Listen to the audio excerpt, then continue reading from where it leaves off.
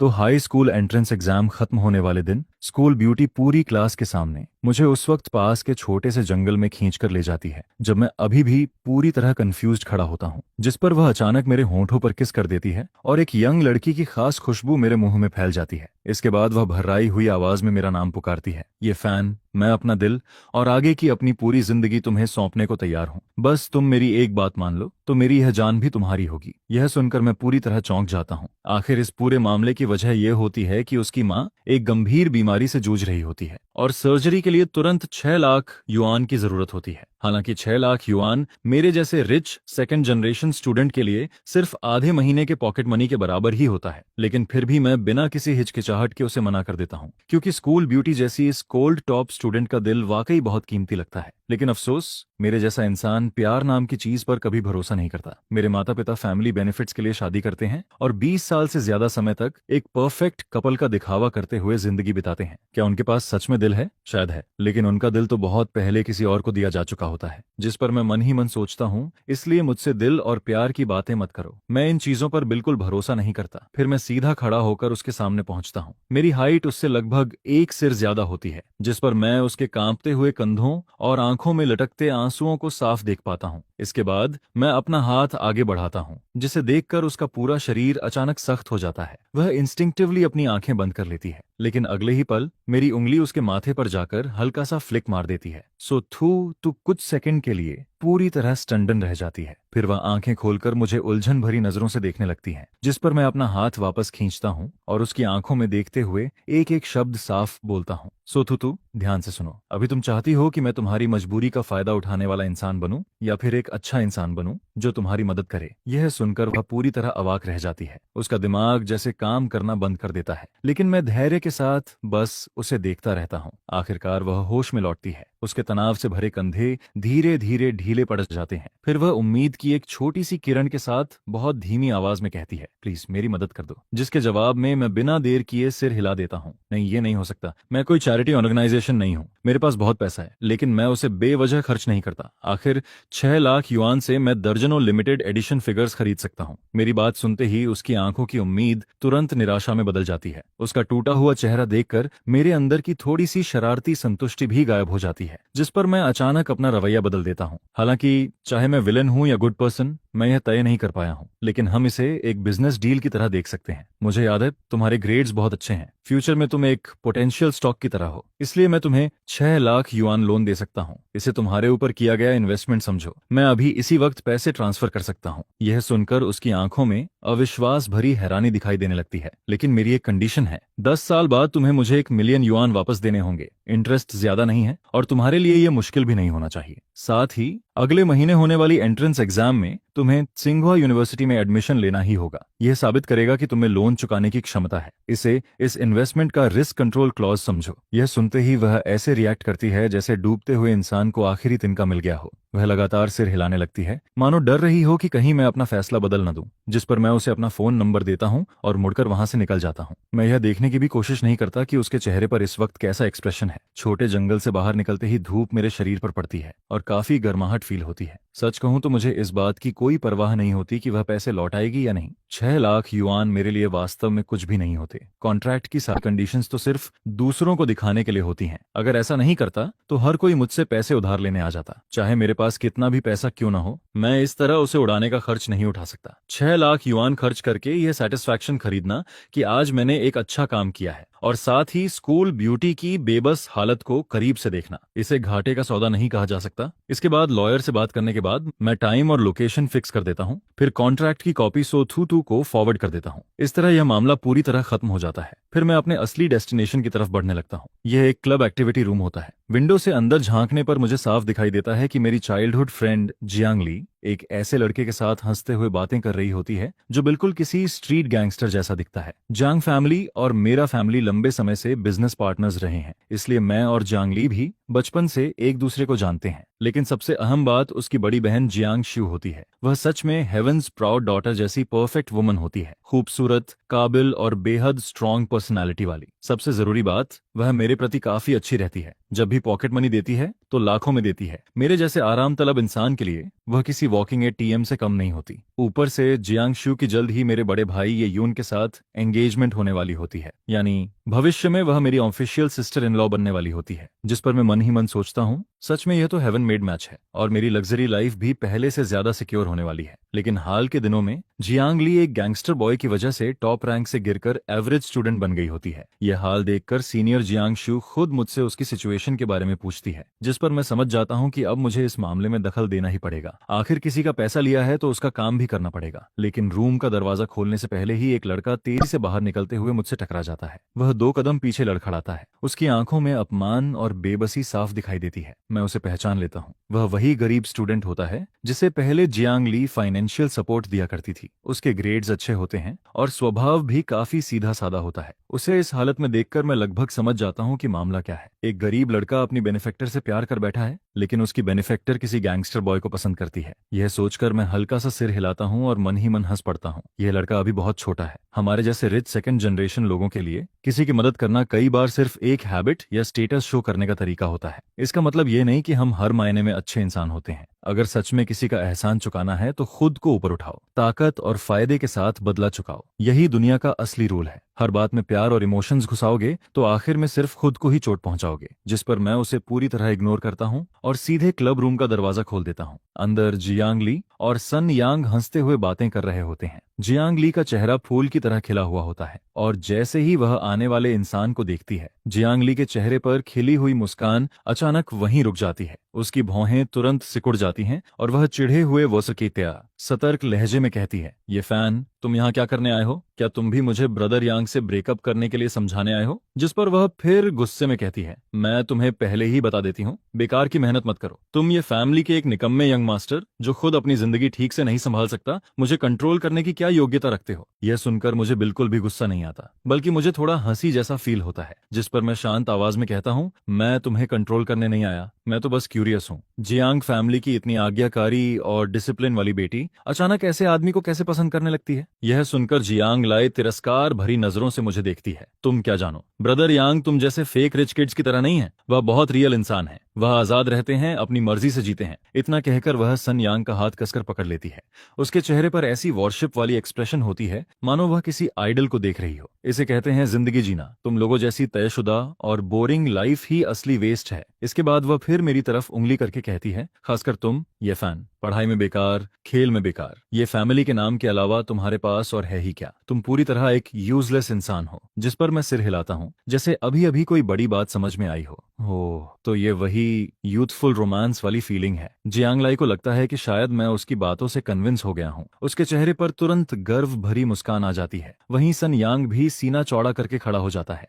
उसकी आंखों में पहले जैसी घबराहट नहीं रहती। लेकिन अगले ही पल मैं ऊंचाई से जियांग लिए की तरफ देखता हूँ और ठंडी आवाज में कहता हूँ, अब थोड़ा होश आया या नहीं? मेरी नजरों से वह इतनी दब जाती है कि अनजाने में एक कदम पीछे हट जाती है। वहीं जमीन पर पड़ा सन यांग अभी भी दर्द से कराह रहा होता है। उसकी आंखों में साफ डर दिखाई देता है। फिर मैं उसके सामने जाकर खड़ा हो जाता हूँ। तुम्हें रियलिटी पसंद है शेना? फ्रीडम पसंद है ना? चलो मुझे बताओ, अभी कैसा फील हो रहा है? आजादी महसूस हो रही है? सन यांग दर्द से पसीने पसीने हो चुका होता है। वह एक शब्द भी नहीं बोल पाता। जिस पर जियांग लियू मुझे हटाने के लिए आगे बढ़ती है, लेकिन मेरी एक नजर उसे वहीं डरा देती है। वह तुरंत पीछे हट जाती है। मैं सन यांग की तरफ देखकर कहता हूँ, अभी कुछ देर पहले तो बहुत बहादुरी दिखा रहे थे, अब इतनी चुप्पी क्यों है? वह कांपने लगता है। हालत ऐसी होती है कि खांसने की भी हिम्मत नहीं जुटा पाता। यह देखकर मुझे अचानक सब कुछ बेहद बोरिंग लगने लगता है। बस इतनी सी हिम्मत है और ऐसे लोग रिच फैमिलीज की यंग लेडीज को पटाने निकलते हैं। इसके बाद मैं कांपती हुई जियांग लाई को उठाता हूँ और सीधे चेंगडोंग एरिया की तरफ ले जाता हूँ। यह जगह हर तरह के क्रिमिनल्स और स्ट्रीट गैंग्स के लिए मशहूर होती है। मैं उसे कार से उतारकर एक गंदी सी तंग गली की दीवार के पास खड़ा कर देता हूँ। वहां पेशाब की तेज बदबू और सड़े हुए कचरे की गंध पूरे माहौल में फैली होती है। जिस पर जियांग लाई वहीं खड़े खड़े उल्टी करने लगती है। फिर मैं गली के कोने पर झगड़ रहे कुछ येलो हेयर गैंगस्टर्स की तरफ इशारा करता हूँ और ठंडे लहजे में कहता हूँ, देखो, यही है वह यूथफुल फीलिंग जो तुम्हें इतनी पसंद है। क्या ये काफी रियल है? क्या ये काफी फ्री है? अगर तुम्हें पसंद हो तो मैं अब भी तुम्हें इनके बीच फेंक सकता हूँ। ये सुनते ही जियांगलाई का चेहरा पूरी तरह सफेद पड़ जाता है। उसके चेहरे से खून का एक कतरा तक गायब हो जाता है। वह डर के मारे मेरा हाथ कसकर पकड़ लेती है और रोते हुए कहती है, मैं गलत थी, ये फैन, चलो घर चलते हैं, प्लीज मुझे घर ले चलो। जिस पर वह लगातार मुझसे विनती करती रहती है। उसी समय मेरी नजर अचानक एक परिचित शैडो पर पड़ती है। वह सन यांग होता है। वह लंगड़ाता हुआ मेरी नजर बचाकर गली के दूसरे सिरे से भाग रहा होता है, लेकिन मैं उसे रोकने की कोशिश भी नहीं करता। मेरे लिए वह अब इतना महत्वपूर्ण नहीं रह गया होता कि मैं खुद उसके पीछे जाऊं। जियांग ली भी यह सब देख लेती है। उसका चेहरा और ज्यादा पीला पड़ जाता है। जिस व्यक्ति को वह अपना हीरो समझती थी वह उसकी तरफ एक बार भी नहीं देखता और अपनी जान बचाकर भाग जाता है। जब वह भागती हुई पीठ पूरी तरह नजरों से ओझल हो जाती है तब जियांग ली रोना भी बंद कर देती है। वह बस खोई हुई खड़ी रहती है, जैसे उसकी आत्मा कहीं गायब हो गई हो। इसके बाद मैं उसे वापस कार में बैठा देता हूँ। पूरे रास्ते वह एक शब्द भी नहीं बोलती। जब कार जियांग फैमिली मैंशन के सामने रुकती है तो वह खुद दरवाजा खोलकर अंदर चली जाती है। मैं कार से उतरता भी नहीं, सीधे ड्राइवर को वापस घर चलने के लिए कह देता हूँ। उस रात मेरे फोन पर एक मैसेज आता है। वह जांग सुए का होता है, ये फैन, थैंक यू, जिसके जवाब में मैं सिर्फ एक स्टिकर भेज देता हूँ, कोई बात नहीं। और इसी के साथ यह मामला खत्म हो जाता है। अगले 2 दिनों तक जियांग फैमिली पूरी तरह शांत रहती है। कोई भी मुझे परेशान करने नहीं आता। मैं समझ जाता हूँ कि future sister in law Jiang Shiv ने पीछे से सब संभाल लिया है, जिस पर मैं मन ही मन सोचता हूँ कि इस बार मेरा डिसीजन बिल्कुल सही साबित हुआ। मेरी आरामदायक रिच यंग मास्टर वाली लाइफ फिर से स्टेबल हो चुकी होती है। लेकिन अगले दिन मैं हंस नहीं पाता, क्योंकि सन यांग मर चुका होता है। उसकी मौत एक कार एक्सीडेंट में हुई बताई जाती है। यह खबर सुनकर मैं कुछ देर के लिए चुप रह जाता हूँ।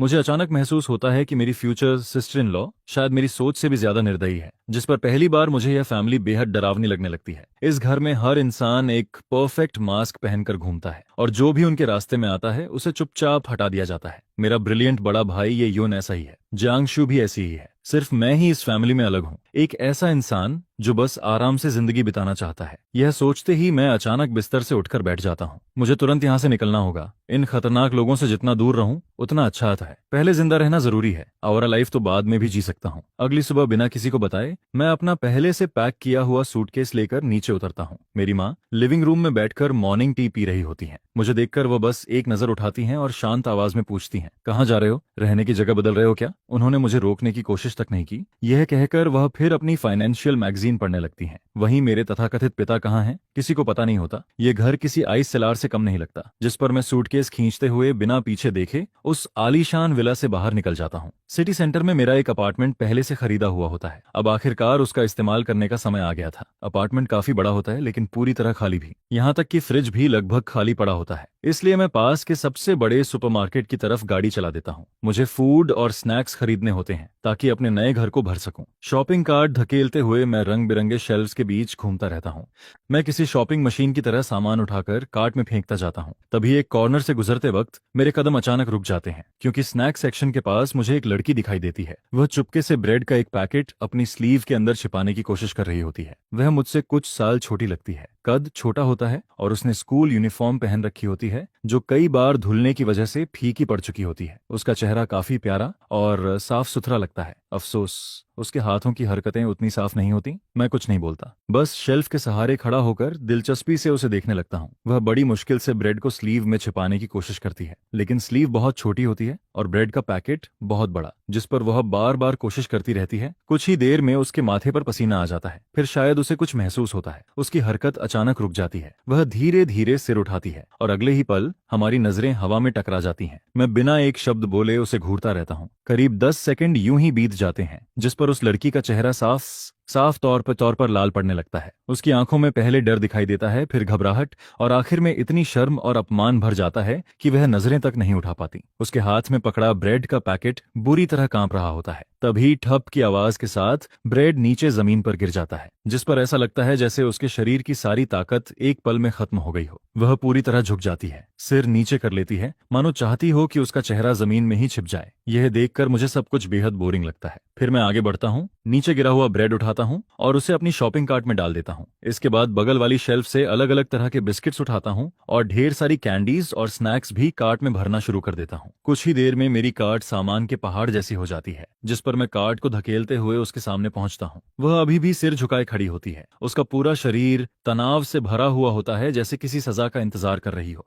फिर मैं अपने पैर से उसके पुराने और फीके कैनवस शूज को हल्के से छूता हूँ और शांत आवाज में पूछता हूँ, खाने के पैसे खत्म हो गए हैं क्या? यह सुनकर वह हल्का सा सा कांप जाती है, फिर बहुत धीरे से सिर हिला देती है। लेकिन अगले ही पल उसे जैसे कुछ याद आता है और वह तुरंत सिर हिलाकर मना करने लगती है, जिस पर मेरा धैर्य थोड़ा टूटने लगता है। पहले हाँ फिर ना, आखिर कहना क्या चाहती हो? मेरे सामने साइलेंट मूवी चल रही है क्या? आखिर बात क्या है? मेरी आवाज थोड़ी सख्त हो जाती है। यह सुनकर वह डर से कांप उठती है, फिर अचानक सिर उठाती है। उसकी आंखें पूरी तरह लाल हो चुकी होती हैं और उनमें आंसू भरे होते हैं। वह कुछ बोलने की कोशिश करती है, उसके गले से कुछ अस्पष्ट सी आवाजें निकलती हैं। साथ ही उसके दोनों हाथ घबराहट में इधर उधर इशारे करने लगते हैं और उसी पल मैं पूरी तरह चौंक जाता हूँ। मेरे दिमाग में एक ही ख्याल आता है, क्या ये बोल नहीं सकती? मैं उसकी बेबस और घबराई हुई हालत को देखता हूँ, जिस पर मेरे अंदर की सारी झुंझलाहट तुरंत गायब हो जाती है।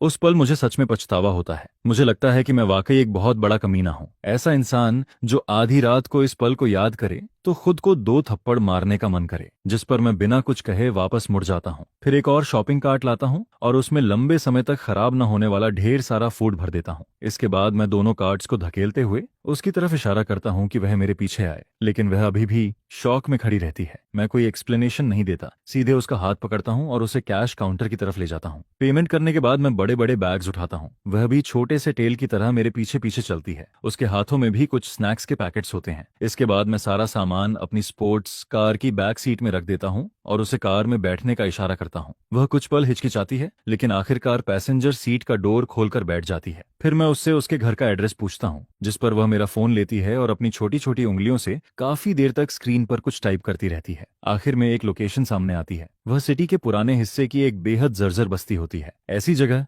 जहां से गुजरने के बारे में भी मैंने कभी नहीं सोचा था। मैं कुछ नहीं कहता और सीधे कार स्टार्ट कर देता हूँ। पूरे रास्ते कार के अंदर अजीब सी खामोशी बनी रहती है। वह लगातार सिर झुकाए बैठी रहती है और अपने कपड़ों के किनारे को कसकर पकड़े रहती है। कुछ देर बाद कार तंग और टूटी फूटी गलियों से गुजरते हुए एक पुराने बिल्डिंग के सामने रुकती है। यह जगह किसी खस्ताहाल वर्कर्स कॉलोनी जैसी दिखाई देती है, जिस पर मैं कार बंद करता हूँ और उसके साथ सामान नीचे उतारता हूँ। बिल्डिंग का कॉरिडोर लंबा, अंधेरा और सीलन भरा होता है। वहां एक अजीब सी बदबू भी फैली होती है। वह मुझे तीसरी मंजिल तक लेकर जाती है और एक पुराने लकड़ी के दरवाजे को खोलती है, जिसकी पेंट काफी पहले उखड़ चुकी होती है। दरवाजा खुलते ही ट्रेडिशनल मेडिसिन की तेज गंध सीधे नाक में घुस जाती है। कमरा इतना छोटा होता है कि एक नजर में पूरा दिखाई दे जाता है और तभी मुझे पहली बार समझ आता है कि चारों तरफ से खाली घर किसे कहते हैं। पुराने लकड़ी के बिस्तर पर एक बेहद दुबली पतली बुजुर्ग महिला लेटी होती है। उनकी आंखें बंद होती हैं और सांसें बहुत कमजोर चल रही होती हैं, जिस पर लड़की तुरंत सामान नीचे रखती है और भागकर बिस्तर के पास पहुंच जाती है। वह बड़े ध्यान से अपनी दादी के कंबल को ठीक करती है। उसकी आंखों में साफ चिंता दिखाई देती है।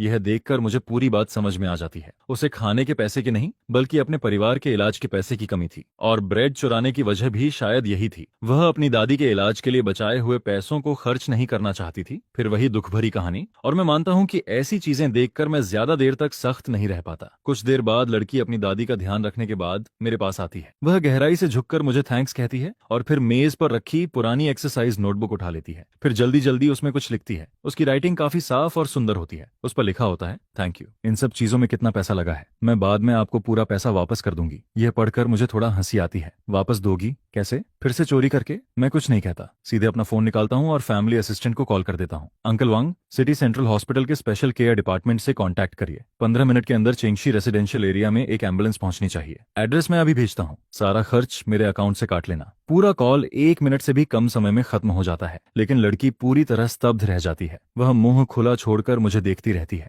जैसे रोना भी भूल गई हो और लिखना भी। मैं उसकी फीलिंग समझ सकता हूँ। जिस चीज के लिए उसे पूरी जिंदगी संघर्ष करना पड़ता, वह मेरे लिए सिर्फ एक फोन कॉल का मामला था। फिर मैं उसके पैरों के पास रखा बैग हल्के से ठोकर मारता हूँ। अब वहां खड़ी क्या कर रही हो? सामान पैक करो, हॉस्पिटल चलने की तैयारी करो। यह सुनते ही वह जैसे सपने से जागती है और जल्दी जल्दी सामान समेटना शुरू कर देती है। लेकिन सच कहें तो वहां पैक करने लायक ज्यादा कुछ होता ही नहीं। कुछ पुराने कपड़े जो बार बार धुलने की वजह से रंग छोड़ चुके होते हैं और एक टूटी हुई टंग मोंग की छोटी मूर्ति। कुछ ही देर में एम्बुलेंस पहुंच जाती है। मेडिकल स्टाफ बहुत सावधानी से बुजुर्ग महिला को स्ट्रेचर पर लिटाते हैं और पूरे समय वह लड़की मेरा कपड़ा कसकर पकड़े रहती है, मानो उसे डर हो कि अगर उसने छोड़ दिया तो मैं अचानक गायब हो जाऊंगा। हालांकि मुझे थोड़ा अजीब लगता है, लेकिन मैं उसका हाथ नहीं हटाता। हॉस्पिटल पहुंचने के बाद सारी व्यवस्था बहुत जल्दी हो जाती है। स्पेशल वार्ड तैयार होता है। प्रोफेशनल नर्सेज नर्सेज 24 घंटे ड्यूटी पर रहती हैं और टॉप मेडिकल एक्सपर्ट्स तुरंत कंसल्टेशन शुरू कर देते हैं। मैं साफ और उजले वार्ड के बाहर खड़ा होकर यह सब देखता रहता हूँ। अंदर डॉक्टर्स और नर्सें लगातार व्यस्त होते हैं। वहीं बेड के पास बैठी वह लड़की अपनी दादी का हाथ पकड़े रहती है। उसकी आंखों में डर भी होता है और कृतज्ञता भी। यह देखकर मेरे दिल में सन यांग की मौत से पैदा हुई भारी फीलिंग थोड़ी हल्की हो जाती है। सच में पैसा खर्च करके अच्छा मूड खरीदा जा सकता है। उसी वक्त कोई हल्के से मेरी शर्ट खींचता है। मैं नीचे देखता हूँ। वह लड़की अपनी पुरानी नोटबुक मेरी तरफ बढ़ा रही होती है। उस पर लिखा होता है,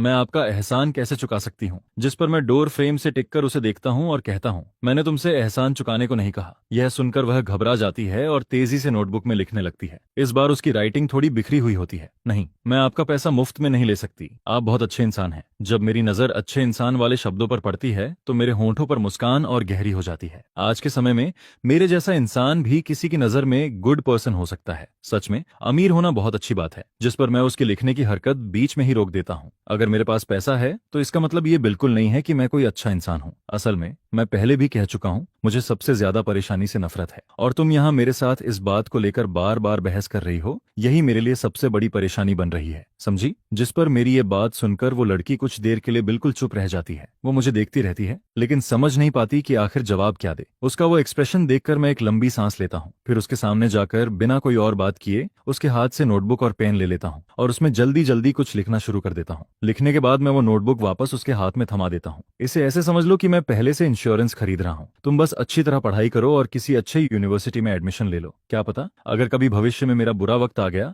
और मुझे सड़क पर भीख मांगनी पड़ गई तो कम से कम मुझे एक कटोरा खाना जरूर खिला देना। जिस पर वो काफी देर तक नोटबुक में लिखी बातों को देखती रह जाती है। फिर वो सिर उठाती है और उसकी आंखें बिल्कुल पहाड़ों के साफ झरने जैसी दिखाई देती हैं। जिसके बाद आखिरकार उसके आंसू निकल पड़ते हैं। वो जोर जोर से नहीं रोती बल्कि चुपचाप आंसू बहाती रहती है। एक एक बूंद उसके पुराने और फटे हुए एक्सरसाइज बुक पर गिरती रहती है। ये देखकर मैं थोड़ा असहज होकर नजरें दूसरी तरफ घुमा लेता हूँ। फिर कहता हूँ, ठीक है, अब रोना बंद करो। तुम्हारी दादी को अभी भी तुम्हारी जरूरत है। हर समय ऐसे रोती रहोगी तो ये भी कोई बात हुई। इसके बाद मैं उससे पूछता हूँ, तुम किस स्कूल में पढ़ती हो? मैं अंकल वांग से कह दूंगा कि रास्ते में ही तुम्हारी स्कूल फी जमा कर दें और आगे से हर महीने मैं किसी को भेजकर तुम्हें 5 मिलियन लिविंग एक्सपेंस दिलवा दूंगा। ये तब तक चलता रहेगा जब तक तुम यूनिवर्सिटी से ग्रेजुएट होकर नौकरी नहीं ढूंढ लेती। और मुझे ये मत कहना कि इसकी जरूरत नहीं है। इसे भी इंश्योरेंस मनी ही समझ लो। ये कहने के बाद मेरा वहां रुकने का बिल्कुल मन नहीं करता। फिर मैं डॉक्टर को कुछ जरूरी बातें समझाता हूँ और वहां से निकल जाता हूँ। चौड़ी सड़क पर गाड़ी चलाते हुए अचानक मुझे अपनी ही बात पर हंसी आने लगती है।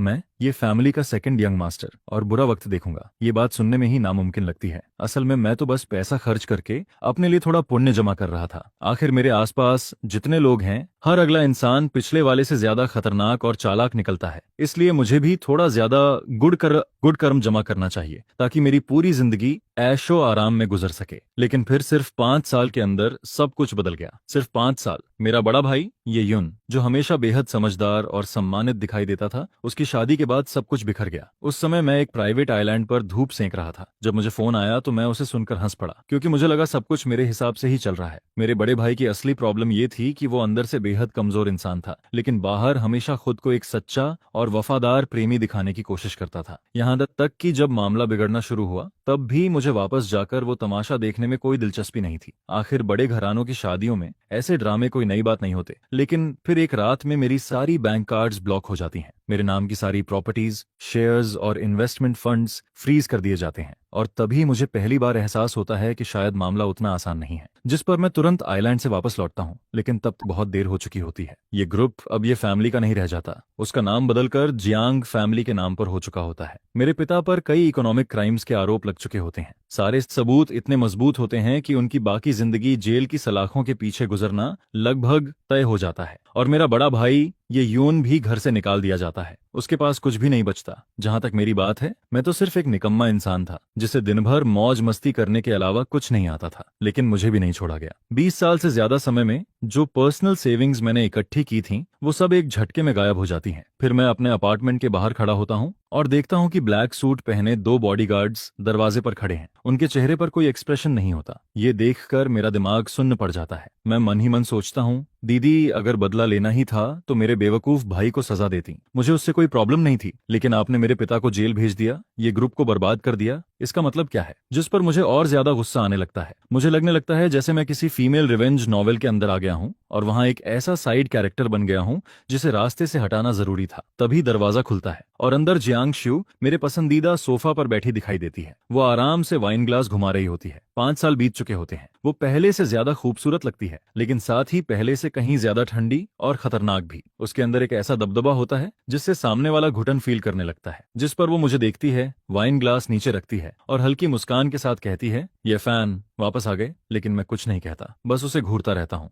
वो धीरे धीरे उठती है और मेरी तरफ चलकर आती है, फिर हाथ बढ़ाकर मेरे चेहरे को छूने की कोशिश करती है। मुझे ऐसे मत देखो, मैं भी ऐसा नहीं चाहती थी, लेकिन मैं सिर घुमाकर उसका हाथ हटा देता हूँ। जिस पर वो नाराज नहीं होती। वो बस हाथ वापस खींच लेती है और शांत आवाज में कहती है, तुम्हारा भाई बहुत बेवकूफ था। मैंने उसे मौका दिया था, लेकिन उसने उसकी कदर नहीं की। जांगसुए सिर हिलाती है, फिर मुझे एक अजीब नजर से देखती है। जिस पर मैं पूछता हूँ, तो यही वजह है कि तुमने हमारे पूरे परिवार को एक ही बार में खत्म कर दिया। वो कुछ पल के लिए रुकती है, फिर उसकी आवाज में एक अजीब आकर्षण उभरता है। लेकिन अब सब अलग है। उसने पहले मेरे साथ गलत किया था, इसलिए मेरा बदला लेना स्वाभाविक था और अब मुझे पति की जरूरत नहीं है। ये कहते हुए वो एक कदम और करीब आ जाती है। उसकी मौजूदगी का दबाव और ज्यादा बढ़ जाता है। लिटिल फैन, क्या तुम्हारी दिलचस्पी मेरे साथ रहने में है? मैं पहले की तरह तुम्हारा ख्याल रख सकती हूँ। ये सुनकर मैं इतना हंसता हूँ कि मेरी आंखों में आंसू आने लगते हैं। फिर मैं आंखों के कोने पहुंचता हूँ और उसके परफेक्ट चेहरे को देखता हूँ। तुम्हारी बातें सुनकर तो मुझे शक होने लगा है कि कहीं मेरे भाई को रास्ते से हटाने वाली भी तुम ही तो नहीं थी। जिस पर उसके चेहरे की मुस्कान पहली बार हल्की सी जम जाती है। भले ही वो सिर्फ एक पल के लिए हो, लेकिन मैं उसे साफ पकड़ लेता हूँ और उसी पल मेरे दिल में बची आखिरी उम्मीद भी खत्म हो जाती है, क्योंकि अब मुझे पूरी तरह यकीन हो जाता है कि ये औरत शुरू से आखिर तक एक पागल इंसान है। ऐसा इंसान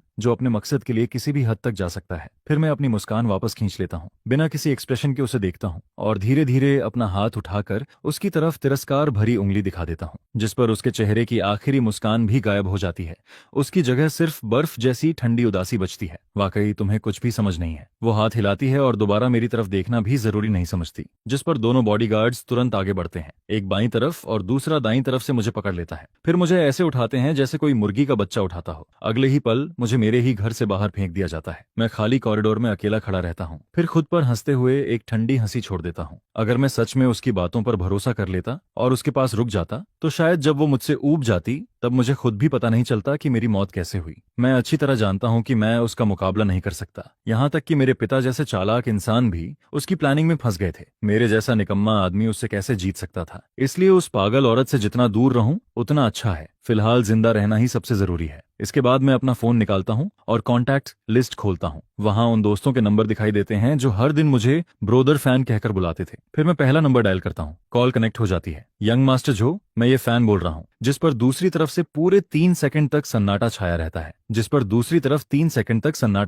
है। फिर अचानक एक घबराई हुई आवाज सुनाई देती है, सॉरी आपने गलत नंबर मिला दिया है। और इतना कहकर वो तुरंत फोन काट देता है। जिस पर मैं कुछ देर के लिए वहीं खड़ा रह जाता हूँ। फिर खुद पर हंसते हुए एक कड़वी मुस्कान देता हूँ और दूसरा नंबर डायल करता हूँ, लेकिन नतीजा बिल्कुल वही निकलता है। फिर तीसरा, चौथा और उसके बाद कई और नंबर। कोई कहता है गलत नंबर है, तो कोई सीधा फोन ही नहीं उठाता। जिस पर मैं ठंडी दीवार से पीठ टिकाकर खड़ा हो जाता हूँ। फिर अपने फोन में मौजूद उन सभी लोगों के नंबर एक एक करके डिलीट करना शुरू कर देता हूँ जिन्हें मैं कभी अपना दोस्त समझता था। आखिर में जब आखिरी नंबर भी डिलीट हो जाता है तो स्क्रीन पर सिर्फ मेरे कुछ रिश्तेदारों के नंबर ही बचे रहते हैं। इसके बाद मैं अपने पास मौजूद सारी कीमती चीजें बेच देता हूँ, लेकिन सब कुछ मिलाकर भी मुश्किल से 1 लाख युआन जुट पाते हैं। अगर ये पहले की बात होती तो इतनी रकम मेरे एक रात के शराब के खर्च के लिए भी काफी नहीं होती, लेकिन अब यही मेरी पूरी संपत्ति बन चुकी थी। फिर मैं बिना किसी मंजिल के सड़कों पर भटकता रहता हूँ और पता नहीं कब चलते चलते अपने पुराने अपार्टमेंट के नीचे पहुंच जाता हूँ। ये देखकर मैं खुद पर हंस पड़ता हूँ। शायद किसी फैक्ट्री में जाकर स्क्रू कसने का काम ढूंढ लेना चाहिए। कम से कम वहां रहने और खाने की सुविधा तो मिलेगी। वैसे भी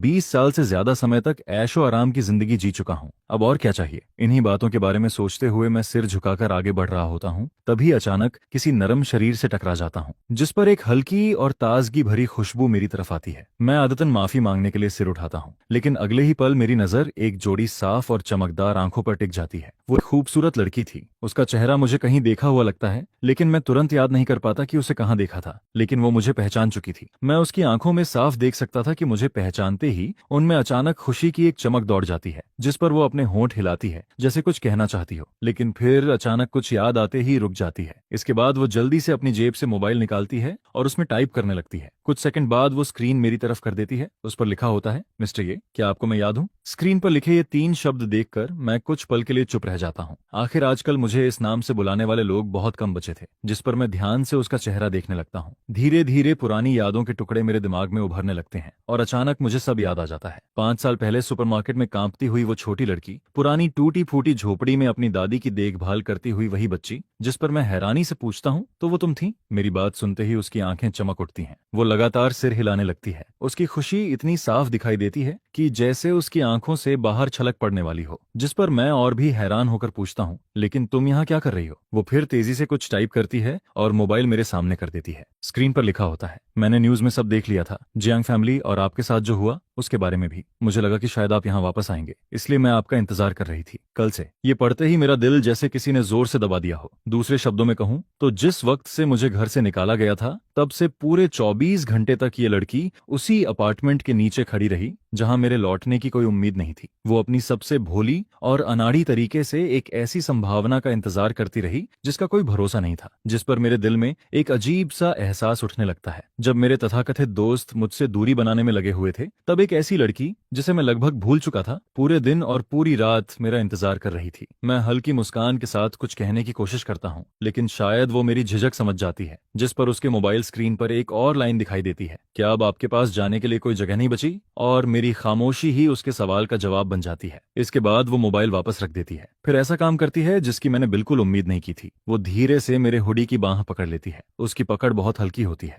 मैं चाहूं तो एक झटके में खुद को छुड़ा सकता हूं, लेकिन उस हल्की सी पकड़ में जो विनती छिपी होती है, वो किसी अदृश्य जंजीर की तरह मुझे वहीं रोक देती है, जिस पर वो धीरे से मेरा हाथ खींचती है और सड़क के मोड़ की तरफ चलने लगती है, और मैं भी जैसे बिना सोचे समझे उसके पीछे चल पड़ता हूँ। कुछ देर बाद हम एक छोटी सी बेकरी के सामने पहुंचते हैं। दुकान के अंदर से गर्म पीली रोशनी बाहर आ रही होती है। उस बेकरी का नाम था वेई गुआंग बेकरी। दुकान बंद हो चुकी थी, लेकिन डिस्प्ले काउंटर की लाइट अभी भी जल रही थी, जिस पर वो चाबी निकालकर दरवाजा खोलती है और आंखों के इशारे से मुझे अंदर आने को कहती है। बेकरी ज्यादा बड़ी नहीं थी, लेकिन बेहद साफ सुथरी और व्यवस्थित थी। हवा में बटर और गेहूं की हल्की खुशबू फैली हुई थी। इसके बाद वो काउंटर के नीचे से प्लास्टिक कवर में सुरक्षित रखी हुई कुछ फाइल्स निकालती है। फिर उनमें से एक पीला पड़ चुका कागज बाहर निकालकर मेरे सामने रख देती है। मैं उसे देखते ही पहचान जाता हूँ। वो वही इंश्योरेंस एग्रीमेंट था जो मैंने 5 साल पहले मजाक में लिखा था। उस पर मेरे ही टेढ़े मेढ़े हस्ताक्षर मौजूद थे। अगर कभी मेरा बुरा वक्त आ जाए और मुझे सड़क पर भीख मांगनी पड़े, तो बस मुझे एक कटोरा खाना खिला देना। जिस पर वो उन शब्दों की तरफ इशारा करती है, फिर मेरी तरफ, फिर खुद की तरफ, और आखिर में इस बेकरी की तरफ। उसकी आंखें इतनी गंभीर होती हैं जैसे वो किसी पवित्र वादे को पूरा कर रही हो। इसके बाद वो मुड़ती है और ओवन से एक गर्म क्रोसन निकालकर मेरे सामने रख देती है। उसमें न दया होती है, न सहानुभूति,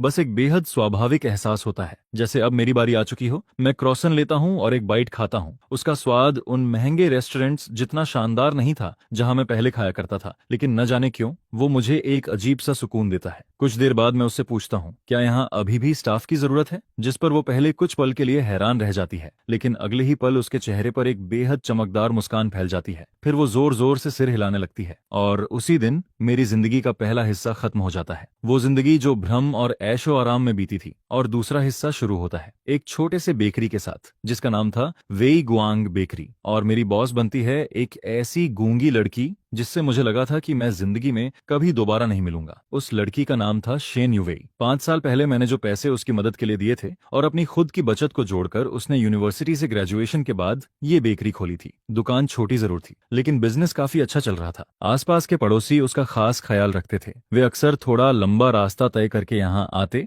ब्रेड खरीदते और उससे कुछ देर बातें करके जाते, जिस पर मैं कई बार लोगों को कहते सुनता हूँ, ये लड़की अकेले इतनी मेहनत करती है, सच में आसान नहीं है। अब अच्छा है इसके पास मदद करने वाला कोई आ गया है, अब तो काफी राहत महसूस होती है। ये बातें सुनते हुए मैं बेयर प्रिंट वाला एप्रन पहनकर ब्रेड पैक करता रहता हूँ, लेकिन मेरे दिल में कोई खास हलचल नहीं होती। राहत महसूस होती है। सच में मेरे जैसा निकम्मा इंसान जिसे खेती बाड़ी क्या होती है ये तक नहीं पता, आखिर लोगों को मुझ में ऐसा क्या दिखाई देता है जिससे उन्हें भरोसा होता है। लेकिन एक बात जरूर सच थी, मेरे आने के बाद उसके कंधों का बोझ काफी हल्का हो गया था। कम से कम आटा ढोना, चीनी की बोरियां उठाना और बाकी भारी काम अब उसे अकेले नहीं करने पड़ते थे। अब उस दुबली पतली लड़की को दांत भींचकर खुद को मजबूर नहीं करना पड़ता था। और हर रात जब बेकरी बंद होती थी तब हम दोनों ऊपर बने छोटे से घर में लौट जाते थे। अगर उसके पुराने घर को झोपड़ी कहा जाए तो इस जगह को शायद उससे थोड़ा ही बेहतर कहा जा सकता था। एक डाइनिंग टेबल, दो कुर्सियां, एक सोफा और बालकनी को पार्टीशन लगाकर बनाया गया एक छोटा सा कमरा, बस यही हमारा नया घर था। वही मेरा बेडरूम था। वो मेरे पुराने विला के बाथरूम से भी छोटा था, लेकिन अजीब बात यह थी कि मैं वहां अपनी जिंदगी की सबसे सुकून भरी नींद सोता था। पूरे 20 साल से ज्यादा समय में पहली बार ऐसा होता है कि मेरे आसपास कोई साजिश नहीं होती, कोई दिखावा नहीं होता और हवा में सिर्फ नीचे बेकरी से आती गेहूं और बटर की हल्की खुशबू तैरती रहती है, जिस पर मैं धीरे धीरे एक नॉर्मल इंसान की तरह जीना सीखने लगता हूँ। मैं सीखता हूँ कि घर में झाड़ू कैसे लगाई जाती है ताकि धूल पूरे कमरे में न उड़ने लगे। मैं सीखता हूँ कि प्रेशर कुकर में खिचड़ी कैसे बनाते हैं बिना पूरी किचन उड़ाए। लेकिन ज्यादातर बार नतीजा डिजास्टर ही निकलता है। एक बार मैं नमक और चीनी में फर्क ही नहीं कर पाता और रेड बीन सूप बनाते समय चीनी की जगह नमक डाल देता हूँ, जिस पर पूरा सूप इतना नमकीन बन जाता है कि खुद मैं भी उसे देखकर चौंक जाता हूँ। लेकिन शेन यूवेई फिर भी एक चम्मच चखती है। अगले ही पल उसका छोटा सा चेहरा सिकुड़ जाता है। फिर भी वो उसे थूकती नहीं, वो बस चुपचाप एक बड़ा गिलास पानी पीती है और अपनी नोटबुक निकालकर कुछ लिखती है। फिर वो नोटबुक मेरी तरफ करती है। उस पर लिखा होता है, स्वाद बहुत यूनिक है, अगली बार थोड़ा कम नमक डालना। उसका वो गंभीर चेहरा देखकर मुझे एक साथ गुस्सा भी आता है और हंसी भी, जिस पर मैं पूरा बर्तन उठाकर सीधे डस्टबिन में फेंक देता हूँ।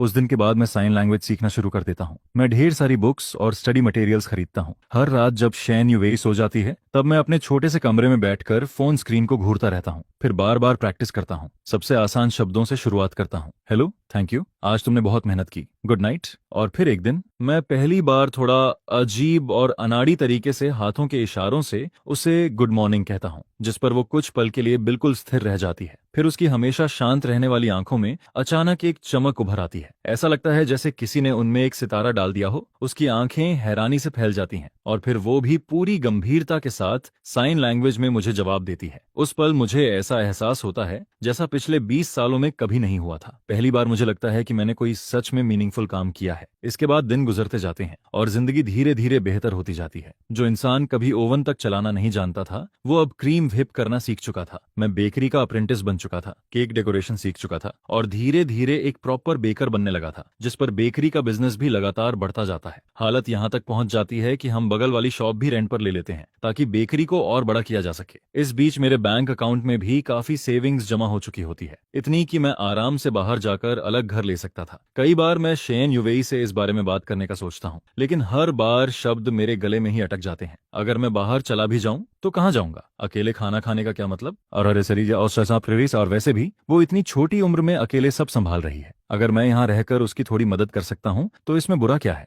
जिस पर मैं खुद को तरह तरह के बहाने देता रहता हूँ और फिर आराम से वहीं रहने लगता हूँ। दिलचस्प बात यह थी कि शेन यूवेई ने भी कभी इस बारे में कुछ नहीं कहा, जैसे उसने मेरी मौजूदगी को अपनी जिंदगी का हिस्सा मान लिया हो। मैं प्यार पर भरोसा नहीं करता था। आखिर मेरा बड़ा भाई और उसकी शादी मेरे सामने सबसे बड़ा एग्जाम्पल थे। लेकिन शेन यूवेई के साथ बिताई गई ये शांत जिंदगी मुझे धीरे धीरे पसंद आने लगी थी, या शायद उससे भी ज्यादा, जिस पर मैं तुरंत सिर हिलाकर अपने दिमाग से ये बेकार ख्याल निकाल देता हूँ। फिर घड़ी देखता हूँ, लगभग दोपहर होने वाली थी और लंच तैयार करने का समय भी हो चुका था। मैं एप्रन उतारकर ऊपर जाने ही वाला था कि तभी बेकरी का दरवाजा खुलता है, जिस पर एक परिचित चेहरा अंदर आता है। वो थी चुक्यूची। 5 साल बाद उसने एक परफेक्टली टेलर्ड बिजनेस सूट पहना हुआ था। मेकअप बेहद सलीकेदार था, बाल करीने से बंधे हुए थे और उसके पूरे शरीर से एक सफल बिजनेस वुमन वाली ऑरा निकल रही थी। 5 साल पहले उसकी गरीबी और संघर्ष से पैदा हुई वो कमजोर छवि अब पूरी तरह गायब हो चुकी थी। वो अब वो लड़की नहीं थी जो फीकी स्कूल यूनिफॉर्म पहनकर मुझसे मदद की गुहार लगाती थी। अब वो एलिगेंट थी, परफेक्ट थी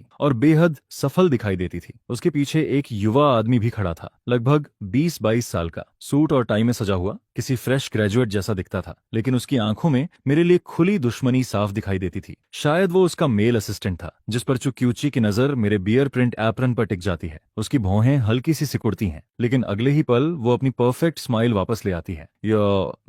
ये फैन बहुत समय हो गया। मैं बस सिर हिलाकर ग्रीटिंग का जवाब देता हूँ और एप्रन उतारना जारी रखता हूँ। वो जैसे कुछ कहना चाहती थी लेकिन फिर रुक जाती है। इसके बाद वो अपने बैग से एक चेक निकालती है और मेरी तरफ बढ़ा देती है। मैं उस पर लिखी रकम देखता हूँ, फिर बिना किसी झिझक के उसे पॉकेट में रख लेता हूँ। थैंक्स, ये पैसा मेरा ही था। हालांकि मुझे उम्मीद नहीं थी कि तुम कभी वापस करोगी। जिस पर उसके पीछे खड़े मेल असिस्टेंट की आंखों में तिरस्कार और गहरा हो जाता है। चुक्यूची जल्दी से अपना एक्सप्रेशन संभालती है, फिर बेकरी के चारों तरफ नजर घुमाती है और आखिर मुझे देखने लगती है। उसकी आंखों में वही नजर थी जिसे मैं बहुत अच्छी तरह पहचानता था। ऊपर से दया, अंदर से घमंड। ये फैन, मैंने तुम्हारे परिवार के बारे में सब सुना है। अगर अभी तुम्हारे पास कोई जगह नहीं है तो तुम मेरी कंपनी में आ सकते हो। मेरी और मेरे हस्बैंड की कंपनी अभी ज्यादा पुरानी नहीं है, हमें लोगों की जरूरत है। उसकी वो बनावटी सहानुभूति देखकर मेरे अंदर एक ठंडी हंसी उठती है। 5 साल पहले मैंने उसमें इन्वेस्टमेंट किया था, आज उसने कर्ज लौटा दिया। हम दोनों बराबर हो चुके थे, कोई किसी का कर्जदार नहीं था। लेकिन अब वो खुद को मेरा उद्धारकर्ता दिखाना चाहती थी। जिस पर मेरी नजर उसके बगल में खड़े मेल असिस्टेंट पर जाती है। उसकी आंखों में लगातार बढ़ती दुश्मनी देखकर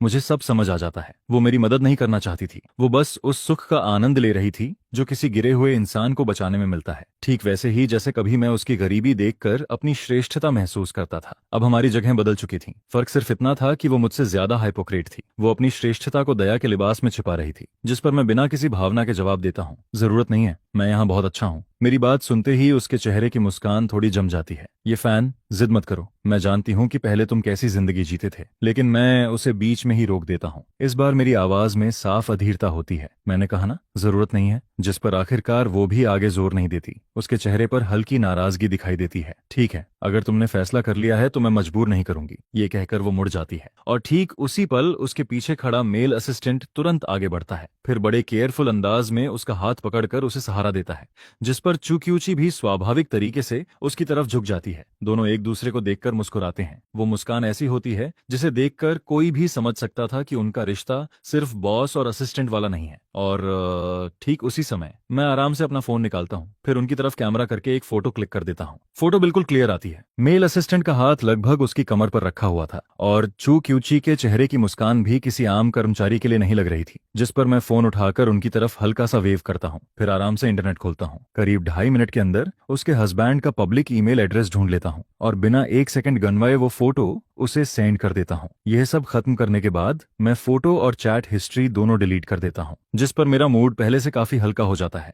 शेन युवेई चुपचाप लंच खत्म करती है और इसके साथ ही मेरा मन भी धीरे धीरे शांत होने लगता है। फिर मैं कैश काउंटर के पास खड़ा होकर सोचने लगता हूँ कि इस 1 मिलियन युआन का इस्तेमाल कैसे करना है। अकाउंट में दिख रहे नंबर इतने साफ नजर आते हैं कि लगभग आंखों को चुभने लगते हैं। आखिर कितने समय बाद मैंने इतनी बड़ी रकम देखी है। कम से कम अब हमारी जिंदगी को हर दिन पैसों के लिए जूझना नहीं पड़ेगा और शेन युवेई का वह नया इक्विपमेंट भी खरीदा जा सकेगा जिसकी वह काफी समय से इच्छा रखती है। यह सोचकर मैं और भी खुश हो जाता हूँ। मुझे कभी नहीं लगा था कि 1 मिलियन युआन इतने काम आ सकता है। तभी शॉप के दरवाजे पर लगी घंटी की ठंडी सी आवाज गूंजती है, जिस पर एक साफ लेकिन जानबूझकर कमजोर बनाई गई आवाज मेरी सोच को बीच में ही रोक देती है। शाओफैन, मैं जैसे ही मुड़कर देखता हूँ, सामने जियांगली खड़ी नजर आती है। आज तो पुराने जान पहचान वाले लोग काफी ज्यादा आने लगे हैं। अगर मुझे सही याद है तो उसके बदकिस्मत पति यांग योंगहाओ की मौत को अभी 2 साल भी पूरे नहीं हुए हैं। क्या बात है। मैं कैश काउंटर से टिक कर खड़ा रहता हूँ, जबकि मेरे चेहरे पर कोई भाव नहीं होता, जिस पर वह अपने होंठ काटती है और उसकी आंखें आंसुओं से भरने लगती हैं। उसका वह कुछ कहना चाहकर भी न कहने वाला एक्सप्रेशन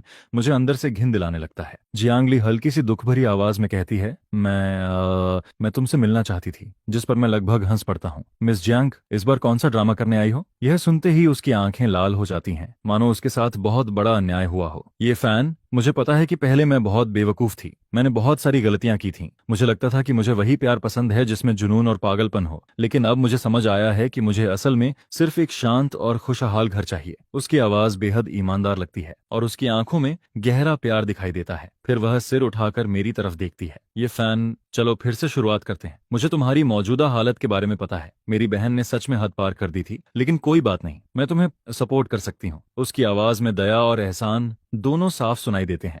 ओह, तो अब फिर वही पुराना बैड गर्ल टर्न्स बैक वाला ड्रामा शुरू हो गया है। लेकिन 1 मिनट, मैं और तुम आखिर शुरू कब हुए थे? मैं बड़ी मुश्किल से अपनी आंखें घुमाने की इच्छा रोकता हूँ, जिस पर मेरा दिमाग कुछ साल पीछे चला जाता है। उस समय यांग योंगहाओ सिर्फ एक गरीब स्टूडेंट था। उसकी और जियांगली की शादी बहुत शानदार तरीके से हुई थी। वेडिंग के दौरान वह रोते हुए कहता है कि जियांगली उसकी जिंदगी की रोशनी है और उसकी सबसे बड़ी खुशी है, जिसे वह हर कीमत पर अपने पास रखना चाहता है। उस वक्त मैं स्टेज के नीचे खड़ा होकर उस बेवकूफ लड़के को देख रहा था जो इमोशन इमोशन में पूरी तरह डूब चुका था, जिसे देखकर मेरे मन में सिर्फ एक ही ख्याल आता है, भाई तू तो गया। और जैसा मैंने सोचा था बिल्कुल वैसा ही हुआ। शादी के 2 साल पूरे होने से पहले ही जियांग ली उस रिश्ते से ऊब जाती है। जब शादी का रोमांच खत्म होकर रोजमर्रा की जिंदगी में बदल जाता है तब उसे सब कुछ बोरिंग लगने लगता है, और फिर सही समय पर एक ग्रीन टी बॉय उसकी जिंदगी में आ जाता है। लेकिन किस्मत से वह गरीब लड़का इतना भी कमजोर नहीं था। उसके पास जियांग ली के खिलाफ सबूत थे। वह अपने लिए इंसाफ चाहता था और फिर उसकी मौत हो गई। दुनिया में इतनी अजीब कोइंसिडेंस भला कहाँ होती है। मुझे पूरा यकीन है कि इसके पीछे उसकी उस फॉर्मर सिस्टर इन लॉ का ही हाथ रहा होगा। मैं अपनी सोच से बाहर आता हूँ और सामने खड़ी जियांग ली को देखता हूँ, जो अब भी प्यार का ड्रामा किए जा रही है, जिस पर मेरे होंठों की मुस्कान और चौड़ी हो जाती है। जियांग ली, क्या तुम्हें लगता है कि दुनिया के सारे आदमी बेवकूफ हैं? यह सुनते ही उसका चेहरा अचानक जम जाता है। फिर मैं आराम से बोलना जारी रखता हूँ। तुम्हारे पति का फ्यूनरल काफी भव्य तरीके से हुआ था, मैंने न्यूज में देखा था। तुम इतनी बुरी तरह रो रही थी कि जिसे सुनकर किसी का भी दिल टूट जाए। लेकिन अफसोस, अगर उस रात मैंने होटल के बाहर तुम्हें एक हैंडसम लड़के का हाथ पकड़कर एलिवेटर में जाते हुए नहीं देखा होता तो शायद मैं भी यकीन कर लेता। यह सुनते ही उसके चेहरे का सारा खून उड़ जाता है।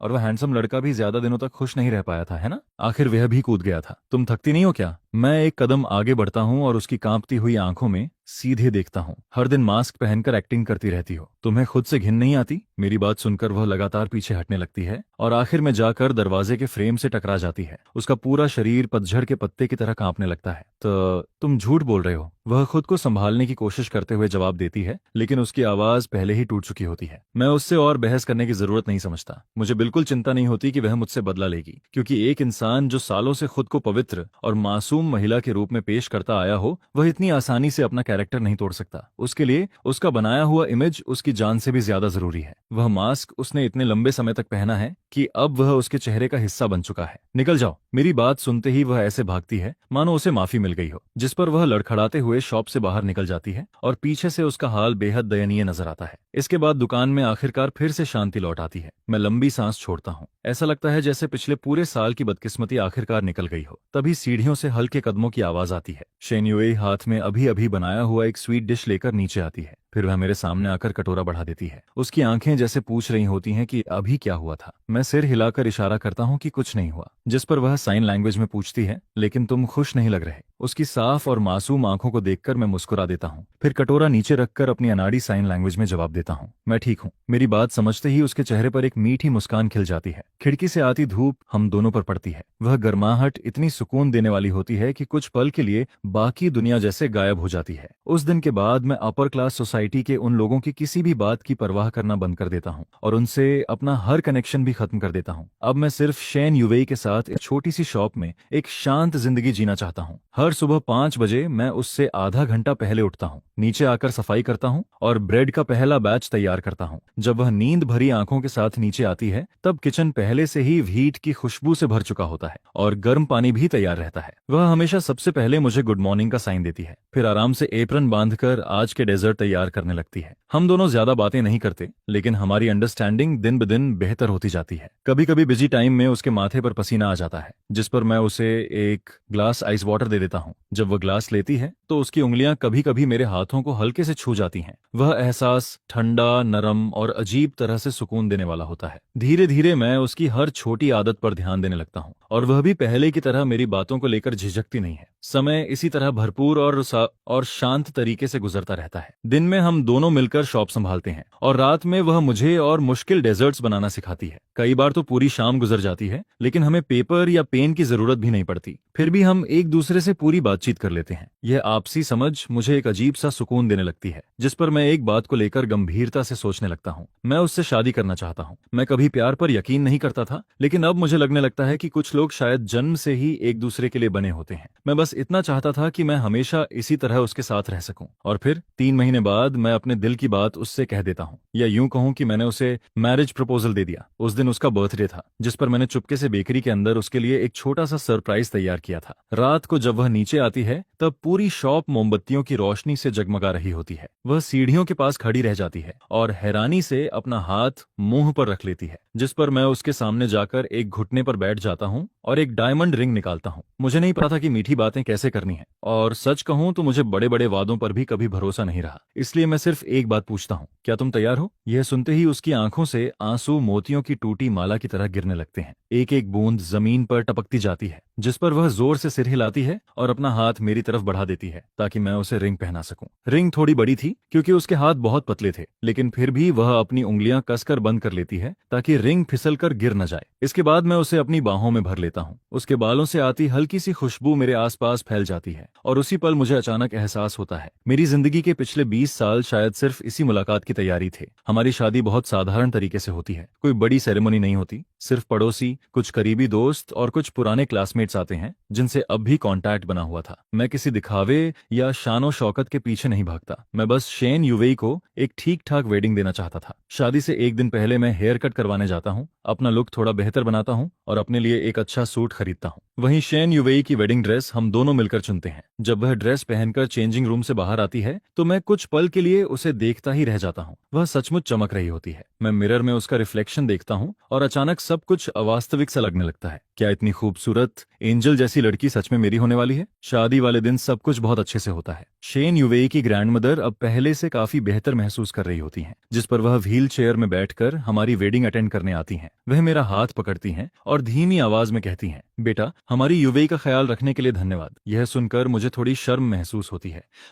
असल में तो वह मेरा ज्यादा ख्याल रखती है। रिंग एक्सचेंज के समय शेन यूवेई के हाथ कांप रहे होते हैं, जिस पर मैं उसका हाथ कसकर पकड़ लेता हूं और उसके कान के पास जाकर धीरे से कहता हूं, इतना नर्वस मत हो, बस एक प्रोसेस ही तो है। यह सुनते ही वह हंस पड़ती है और उसकी सारी घबराहट गायब हो जाती है। फिर होस्ट पूछता है, ये फैन, क्या आप शेन यूवेई को अपनी पत्नी के रूप में स्वीकार करते हैं, चाहे गरीबी हो या अमीरी, बीमारी हो या स्वास्थ्य? मैं स्वीकार करता हूँ। इसके बाद होस्ट शेन यूवेई की तरफ मुड़ता है, मिस शेन यूवेई, क्या आप ये फैन को अपना पति स्वीकार करती हैं, चाहे गरीबी हो या अमीरी, बीमारी हो या स्वास्थ्य? क्या आप हमेशा उनसे प्यार करेंगी और उनका सम्मान करेंगी? शेन यूवेई बोल नहीं सकती थी, लेकिन यह सुनते ही वह पूरी ताकत से सिर हिला देती है। फिर वह साइन लैंग्वेज में कुछ कहती है, जिस पर होस्ट थोड़ा असमंजस में पड़ जाता है कि अब क्या करे। मैं मुस्कुराता हूँ और उसकी बात सबको समझाता हूँ। उसने कहा है वह तैयार है। मेरी बात सुनते ही नीचे बैठे सभी लोग जोरदार तालियां बजाने लगते हैं। फिर किस सेरेमनी की बारी आती है, जिस पर उसका चेहरा लाल सेब की तरह लाल हो जाता है। मैं धीरे से उसके होंठों को चूमता हूँ, इतना हल्का कि जैसे डर हो कहीं उसे दर्द न हो जाए। इसके बाद मैं उसके कान के पास जाकर फुसफुसाता हूँ, मिसेज ये,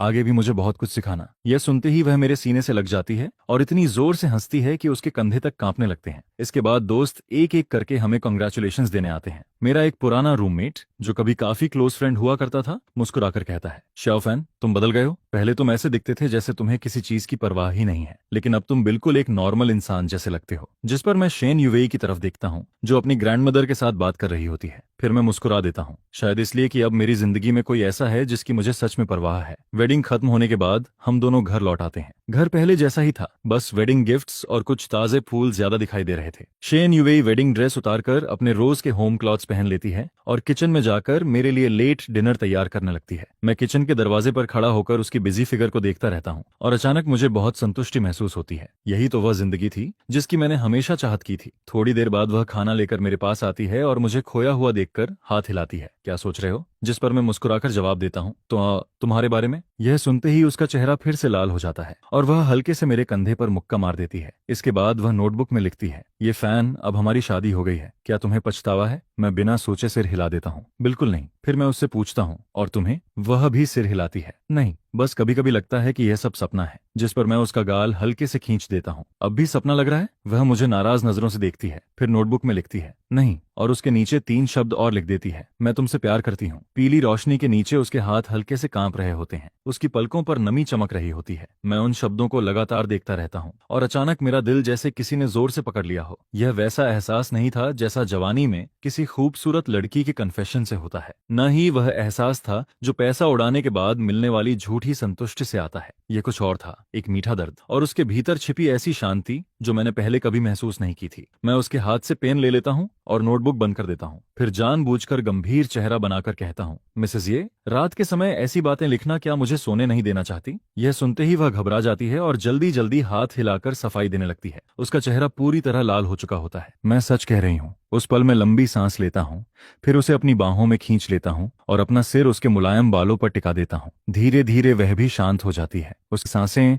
मेरी गर्दन को छूती रहती हैं और उसी पल मुझे महसूस होता है कि चाहे जियांग फैमिली की दौलत हो, चाहे जियांग शू हो या चुक्यूची, मेरे पास इस समय जो है उसकी कीमत उन सब चीजों से कहीं ज्यादा है, लेकिन किस्मत नाम की चीज भी अजीब होती है। जब इंसान सबसे ज्यादा खुश होता है तभी वह उसके रास्ते में कांटे बिछाने लगती है। शादी के बाद के दिन तंदूर में फूलती हुई ब्रेड की तरह गर्म और खुशियों से भरे होते हैं। हम दोनों हर सुबह 4 बजे उठ जाते हैं और डोग तैयार करते हैं। सुबह 6 बजे क्रॉसॉन्ट का पहला बैच ओवन से बाहर आता है, जिसकी खुशबू पूरी बेकरी में फैल जाती है। शेन यूवेई मुझे क्रीम डेकोरेशन करना सिखाती है, लेकिन मेरे हाथ इतने अनाड़ी होते हैं कि क्रीम हर बार बिगड़ जाती है, जिस पर वह कभी नाराज नहीं होती, बल्कि मेरा हाथ पकड़कर धीरे धीरे हर स्टेप सिखाती है। दोपहर के समय जब कस्टमर्स कम होते हैं तब वह अक्सर कैश काउंटर पर सिर रखकर थोड़ी देर सो जाती है। खिड़की से आती धूप उसके चेहरे पर छोटे छोटे सुनहरे निशान बना देती है और मैं चुपचाप उसे देखता रहता हूँ। कई बार तो उसे देखते देखते सोच में डूब जाता हूँ, आखिर यह लड़की इतनी मासूम कैसे हो सकती है, जैसे इस गंदी दुनिया की कोई भी बुराई उसे छू ही न पाई हो। लेकिन दुनिया की गंदगी हमेशा मौका तलाशती रहती है। और फिर एक बरसाती रात जब शॉप बंद होने ही वाली होती है, तभी कुछ नशे में धुत आदमी दरवाजा धक्का देकर अंदर घुस आते हैं और सबसे आगे चलता हुआ आदमी पास के इलाके का एक लोकल गैंग लीडर होता है। उस आदमी का नाम क्वांगे था। वह पहले भी यहाँ प्रोटेक्शन फी वसूलने आया था,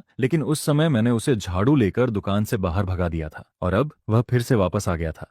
उसके पूरे शरीर से शराब की बदबू आ रही थी, जिस पर आते ही वह दरवाजे के पास रखा फ्लावर पॉट एक लात मारकर गिरा देता है। फिर ऊंची आवाज में चिल्लाता है, अरे वो गूंगी लड़की, बाहर निकल। उस समय शेन यूवेई अकाउंट्स चेक कर रही होती है। अचानक इतना शोर सुनकर वह घबरा जाती है और मेरी तरफ देखने लगती है, जिस पर मैं तुरंत उसे अपने पीछे कर देता हूँ और पास रखा रोलिंग पिन उठा लेता हूँ। क्वियांगे मेरी तरफ देखकर हंसता है। उसके पीले दांत साफ नजर आ रहे होते हैं। ये फैमिली का यंग मास्टर खुद को बड़ा आदमी समझने लगा है क्या? सुना है तूने अभी अभी एक गूंगी बीवी से शादी की है। हम लोग तो बस वेडिंग वाइन पीने आए हैं। यह सुनते ही उसके पीछे खड़े गुंडे जोर जोर से हंसने लगते हैं, लेकिन उनकी नजरें लगातार शेन यूवेई के ऊपर टिकी रहती हैं, जिसे देखकर मुझे घिन आने लगती है। मैं रोलिंग पिन को इतनी जोर से पकड़ लेता हूँ कि मेरी उंगलियां सफेद पड़ जाती हैं। काफी जिद्दी लगता है तू। चांगे एक कदम और आगे बढ़ता है। उसके मुंह से आती शराब की बदबू सीधे मेरे चेहरे पर पड़ती है। लगता है अब तू ये शॉप नहीं चलाना चाहता। तभी अचानक शेन यूवेई मेरे पीछे से बाहर आती है। उसके हाथ में अभी अभी बने कुकीज का एक बॉक्स होता है। वह जबरदस्ती मुस्कुराने की कोशिश करती है और साइन लैंग्वेज से उन्हें ऑफर करती है कि वे कुकीज खा लें। उसे ऐसा करते देखकर मेरा दिल जैसे सुई से चुभ जाता है। यह बेवकूफ लड़की हमेशा यही सोचती है कि दयालुता से हर बुराई खत्म की जा सकती है, लेकिन अगले ही पल क्वांगे कुकीज वाला बॉक्स झटक कर जमीन पर गिरा देता है। कौन खाएगा ये बकवास? कुकीज जमीन पर टूटकर बिखर जाती हैं और फिर वह शेन यूवेई का हाथ पकड़ने के लिए आगे बढ़ता है, जिस पर मैं पूरी तरह भड़क उठता हूँ। मैं सीधे रोलिंग पिन उसकी तरफ घुमा देता हूँ। इसके बाद वहां अफरा तफरी मच जाती है। मुझे खुद नहीं पता कि उस दौरान मुझे कितने पंच पड़े। मुझे सिर्फ इतना याद है कि मैं पूरी ताकत से शेन यूवेई को अपने पीछे छिपाकर उसकी रक्षा कर रहा था।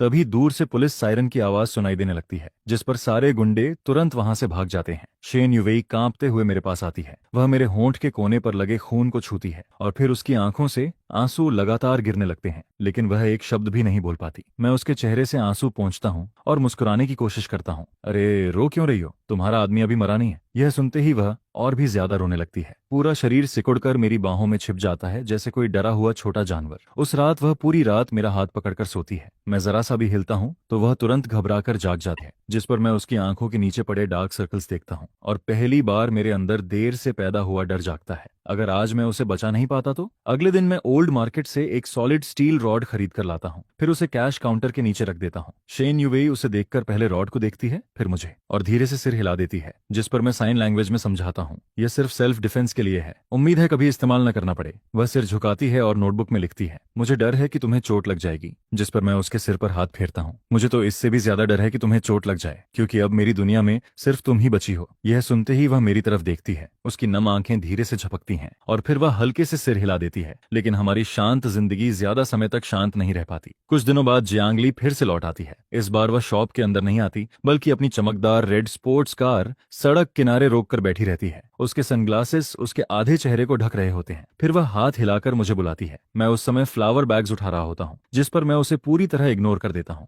लेकिन वह खुद कार से उतरकर दरवाजे के पास आ जाती है। फिर मुस्कुराते हुए कहती है, क्या तुम्हारी पत्नी को पता है कि तुमने क्यू की मदद कैसे की थी? यह सुनते ही मेरा हाथ रुक जाता है। फ्लावर बैग जोर से जमीन पर गिरता है और सफेद आटा हवा में उड़ने लगता है। शोर सुनकर शेन यूवेई भी तुरंत शॉप से बाहर आ जाती है। वह उलझन भरी नजरों से हम दोनों को देखती है। जियांग ली सनग्लासेस उतारती है, फिर उसकी नजर शेन यूवेई पर पड़ती है। उसकी आंखों में साफ साफ दया और तिरस्कार दिखाई देता है। सच में बेचारी हो तुम, एक ऐसे बेकार आदमी के साथ जिंदगी बिता रही हो जो ढंग की वेडिंग तक नहीं कर पाया। यह सुनते ही मेरी मुट्ठियां कस जाती हैं, हाथों की नसें उभर आती हैं। चुप हो जाओ, मैं दबी हुई आवाज में कहता हूँ। लेकिन जियांगली हंसने लगती है। क्यों, डर गए क्या? पहले तो तुम ऐसे नहीं थे। जब स्कूल ब्यूटी तुम्हारे सामने गिड़गिड़ाती थी तब तो तुम उसके दर्द का मजा लेते थे। अब अचानक इतना सच्चा प्यार दिखाने का ड्रामा क्यों कर रहे हो? शेन युवेई शायद उसकी बात नहीं समझती, लेकिन माहौल में फैला तनाव जरूर महसूस कर लेती है। वह धीरे से मेरा कपड़ा पकड़ती है, उसकी आंखों में चिंता साफ दिखाई दे रही होती है। मैं गहरी सांस लेता हूँ, अपने गुस्से को दबाता हूँ, फिर साइन लैंग्वेज में उसे समझाता हूँ, कुछ नहीं हुआ, तुम अंदर चली जाओ। लेकिन शेन युवेई हिलती तक नहीं। तभी जियांगली अचानक अपना फोन निकालती है और एक रिकॉर्डिंग चला देती है। उस रिकॉर्डिंग में चू चू की आवाज गूंजती है।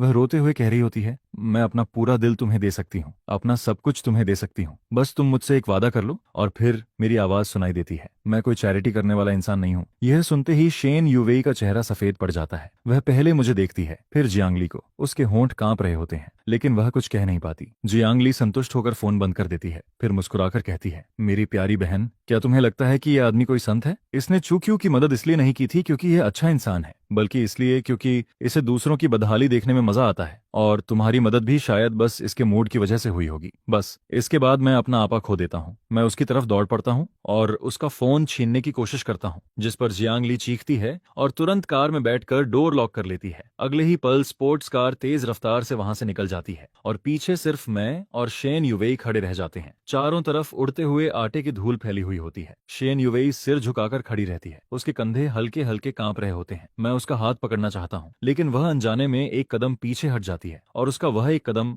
मेरे दिल में चाकू की तरह उतर जाता है। उस रात शॉप बंद होने के बाद पूरे घर में भारी सन्नाटा छाया रहता है। शेन युवेई मेरी तरफ पीठ करके बिस्तर ठीक कर रही होती है। वह मेरी तरफ देखने तक को तैयार नहीं होती, जिस पर मैं उसके कंधे पकड़कर उसे अपनी तरफ घुमा देता हूँ। क्या तुम उसकी बातों पर विश्वास करती हो? शेन युवेई अपने होंठ काट लेती है, उसकी आंखों में आंसू भरने लगते हैं। फिर वह नोटबुक में लिखती है, क्या उसने जो कहा वह सच है? मैं कुछ पल चुप रहता हूँ, फिर सिर हिला देता हूँ, हाँ, लेकिन पूरी तरह नहीं। इसके बाद मैं उसे सालों पुरानी सारी बातें बताता हूँ, कैसे मैंने चूक्यू को रिजेक्ट किया था, कैसे वह कॉन्ट्रैक्ट बना था और उस समय क्या क्या हुआ था। मैं पूरी कहानी बिना कुछ छिपाए उसे बता देता हूँ। फिर उसकी आंखों में देखते हुए कहता हूँ, युवेई, मैं मानता हूँ कि मैं कोई अच्छा इंसान नहीं हूँ, लेकिन तुम्हारे साथ रहते हुए मैंने कभी खुद को तुम्हारा मालिक या तुम्हारा उपकार करने वाला नहीं समझा। वह काफी देर तक कुछ नहीं कहती, इतनी देर तक कि मुझे लगने लगता है कि शायद उसने मुझसे उम्मीद छोड़ दी है। फिर आखिरकार वह धीरे धीरे साइन लैंग्वेज में एक बात कहती है, मुझे डर लगता है। मैं तुरंत पूछता हूँ, किस बात से? उसकी उंगलियां कांपती हैं। मुझे डर है कि एक दिन तुम्हें मैं बोरिंग लगने लगूंगी और फिर तुम्हें मेरी जरूरत नहीं रहेगी। मेरे पास कुछ भी नहीं है। यह सुनते ही मेरा सीना कस जाता है। मैं उसे जोर से अपनी बाहों में भर लेता हूँ। पागल लड़की, मुझे सिर्फ तुम्हारी जरूरत है। उस रात हम दोनों एक दूसरे को पकड़कर सोते हैं, बिल्कुल दो घायल जानवरों की तरह जो एक दूसरे के घावों को सहला रहे हों। लेकिन जियांगली के शब्द शेन युवेई के दिल में कांटे की तरह चुभ जाते हैं। इसके बाद वह पहले से ज्यादा सेंसिटिव हो जाती है। अगर मैं सिर्फ 10 मिनट भी लेट हो जाऊं तो वह बेचैन होने लगती है। अगर कोई फीमेल कस्टमर मुझसे 2 बातें ज्यादा कर ले तो वह चुपचाप वहां से हट जाती है। मैं यह सब नोटिस करता हूँ, लेकिन चाहे जितना सोचूं मुझे समझ नहीं आता कि उसके दिल का यह डर आखिर कैसे दूर करूं।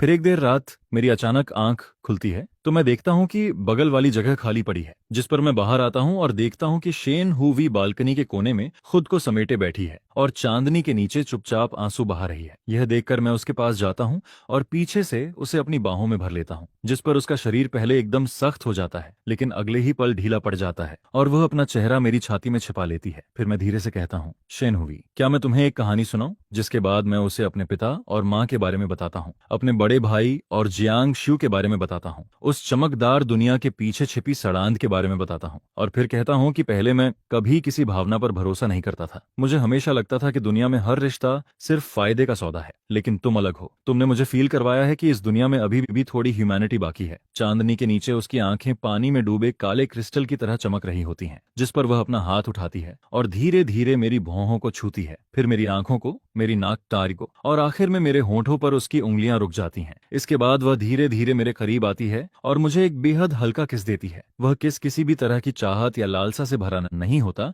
बल्कि पहली बर्फ की तरह मासूम और साफ होता है, जो सीधे दिल में उतर जाता है, जिस पर मैं कुछ पल के लिए ठहर जाता हूँ और फिर उसके किस का जवाब देता हूँ। उस किस के दौरान मेरे अंदर कुछ चुपचाप टूटकर बिखर जाता है। वह कांटा जिसे जियांगली ने सालों पहले मेरे दिल में चुभोया था, आखिरकार बिना आवाज किए निकल जाता है। इसके बाद हमारी जिंदगी फिर से शांत होने लगती है। लेकिन अंधेरे में छिपे तूफान अभी भी हमारा इंतजार कर रहे होते हैं। फिर एक दोपहर बेकरी में एक ऐसा मेहमान आता है जिसकी किसी ने उम्मीद नहीं की होती। वह जियांगशु होती है। 5 साल बीत चुके होते हैं। अब वह पहले से ज्यादा भारी और गंभीर दिखाई देती है। उसने एक महंगा कस्टम आउटफिट पहन रखा होता है जो इस छोटी सी बेकरी के माहौल से बिल्कुल मेल नहीं खाता। सबसे हैरानी की बात यह होती है कि उसके साथ कोई बॉडीगार्ड नहीं होता। वह अकेली आई होती है। जैसे ही उसकी नजर शेन हुवी पर पड़ती है, उसकी आंखों में शेन फैमिली वाली ठंडी और निर्दयी चमक दिखाई देने लगती है। फिर वह कहती है, तो यही जिंदगी तुमने चुनी है? ऐसी जगह पर रहकर एक ऐसे आदमी के साथ फैमिली गेम खेल रही हो? ये सुनकर मैं तुरंत शेन हुवी को अपने पीछे कर लेता हूँ और कहता हूँ, जो कहना है सीधे कहो। जिस पर जियांग शू आराम से कुर्सी खींचकर बैठ जाती है और कहती है, ये फैन, तुम अभी भी इतने भोले हो।